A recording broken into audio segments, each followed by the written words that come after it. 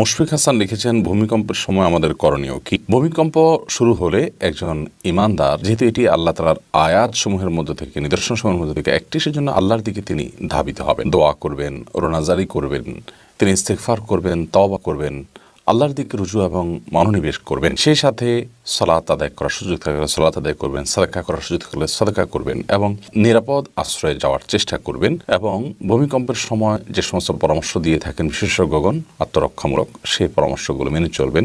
কোনো শক্ত টেবিল বা খাট ইত্যাদির নিচে থাকা, বিমের পাশাপাশি অবস্থান করা, যদি বের হওয়া সম্ভব না হয় তাহলে সেক্ষেত্রে এই পদ্ধতিগুলো অবলম্বন করবেন।